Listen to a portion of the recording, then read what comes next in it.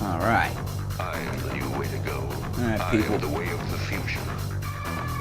Welcome to another installment of Dangerous Radio. I'm your host, your sensei, your guide through the darkness of globalist control in professional wrestling. Dangerous Brain.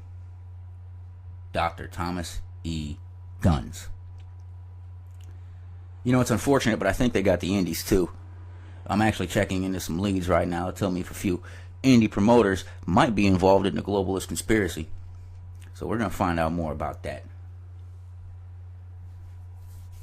On today's episode, look, today we got results from the Nwa Texoma event on November 20th, and this is great because this is hands-on too, people. I was actually there this time.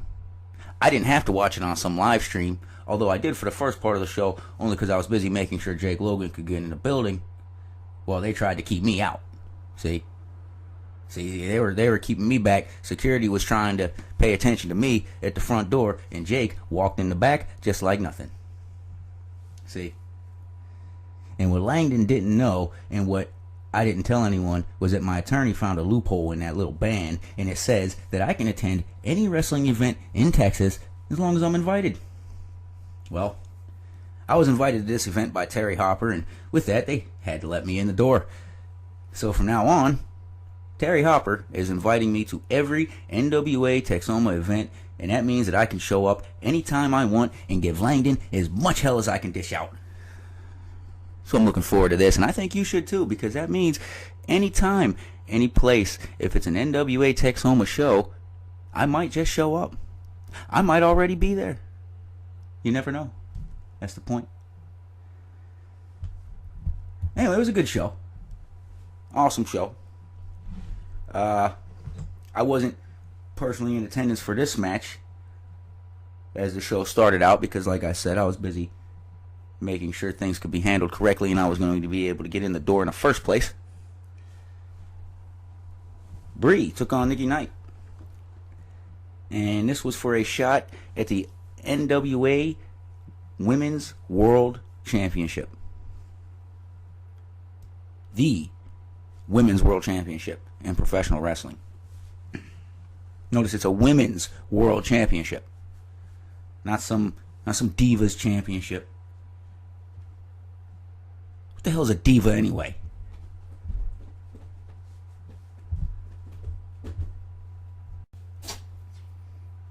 Anyway, unfortunately this match ended in a double count out. And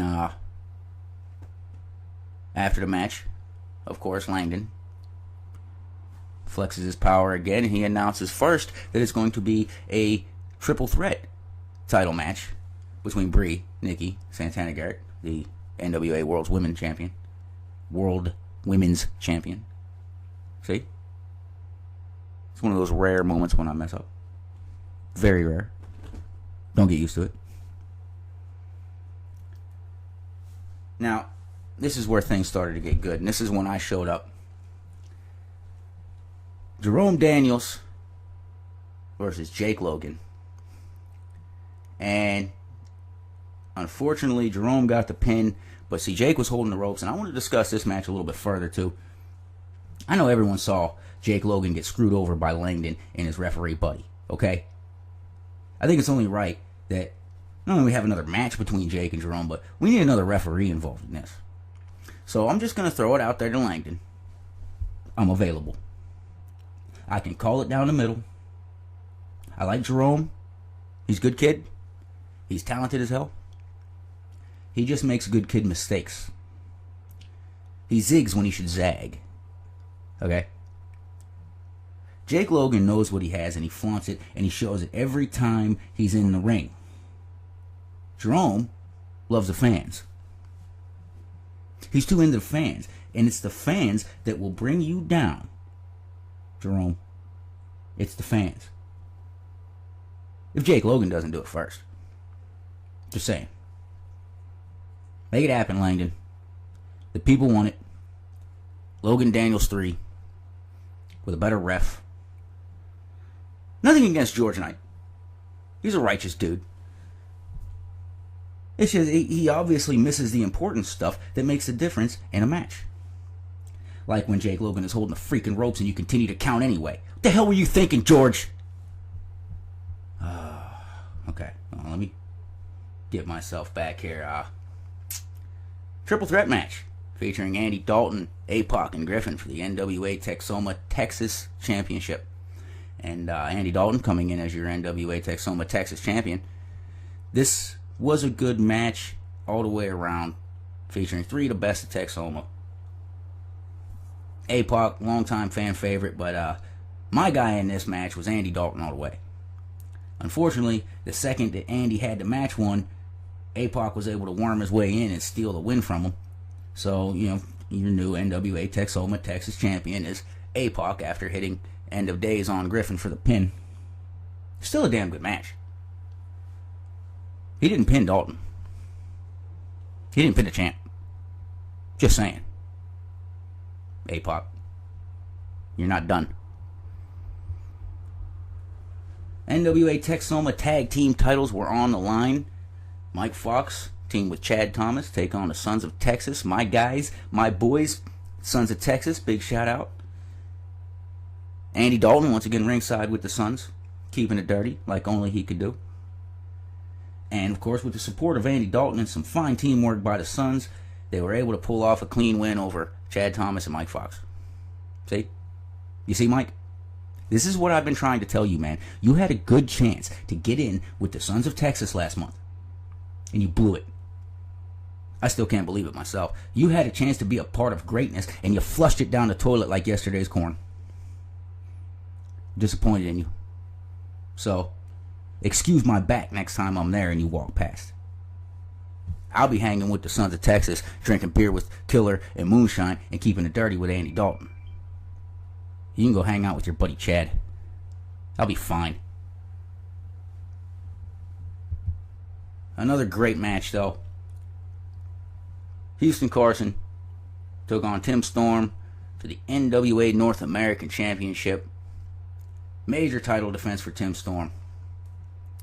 The NWA North American Champion facing Houston Carson, the Texas Lion, the former North American Champion. That's, my God, that's money right off the bat. And they didn't waste no time. Tim Storm wasted no time going for Carson. And I think that if he knew, if he didn't get right on top of him, Carson would have eaten him alive. The man is a beast. Look at him. I've watched Houston Carson go from a young, hungry lion in this business to a true king of the jungle. That's why you see him in high-profile matches such as this recent encounter with Tim Storm. Unfortunately, the slow count and Tim Storm taking advantage of Carson's back being turned made sure that Storm retained the title. I gotta say to Carson, brother, you were close. I saw it myself. Next time you need someone to watch that referee, you call me, man. This is the second time in one night, George. Langdon, where are you on this, man? Huh? Where you at? Langdon. The main event for the evening, for the NWA Texoma Heavyweight Championship, Charlie Haas defended against former globalist star Jinder Mahal, who recently made his return to professional wrestling. And this is where things got real interesting. See, I think the people were extremely rude to Nigel Rabbit and Charlie Haas. You see, Nigel is one of the greatest minds in the business today, and Charlie Haas is a freaking machine in that ring. You already knew this, though.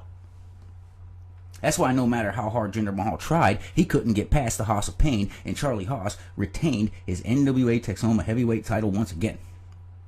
And it will not be the last time, I promise you. I don't care what the fans say. That's the man in the ring right there. You show him some respect. And Nigel, too. Show him some respect. That's all I was asking for. Either way, it was an awesome show at Texoma. It's good to be home for a brief moment. Good to know that I can come back at any time I want to now. And Langdon can't stop me, and I know that just roasts his ass. Yep. Langdon. I will be seeing you again real soon, buddy. And again. And again. You know, also, I want to address some of the fans. at NWA Texoma. And I have to say, I was welcomed back with a warm embrace that only the Shermanoids could give. And it was actually nice to be able to mingle with the people once again and spread the word about globalist tyranny and mind control in the business. I had a long chat with Terry Hopper and even talked with superfan Jason Hoff about how to defeat the globalists at their own game. Spoke with several fans in the audience. Let me tell you, that was an intelligent conversation. I also got to see some of the true followers and the people that support me in telling the people, and that was a nice change of pace. Because for every hater out there, there's about 5 or 6 true believers. They know. They follow me. So, you know, I gotta show some respect to the people, the true people, the gun supporters. You know who you are. All right, I got a voicemail here. Let's see what the people have to say today.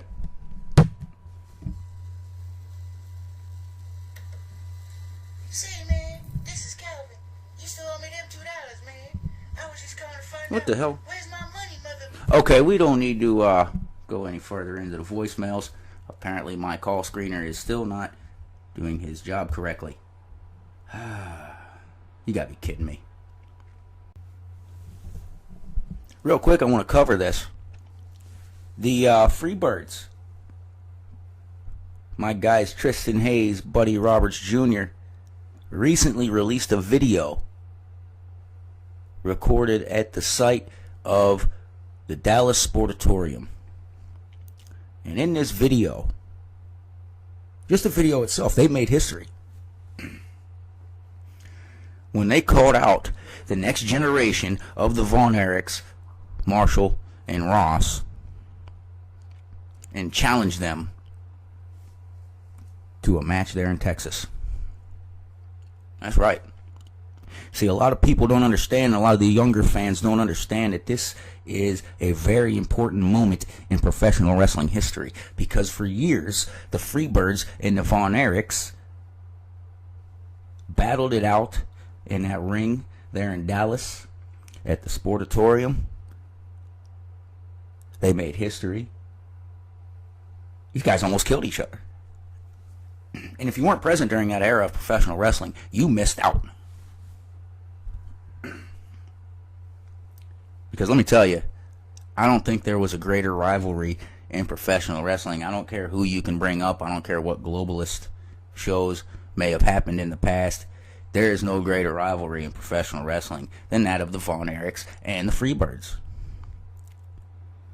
So we can look forward to seeing very soon the resurrection of that great rivalry.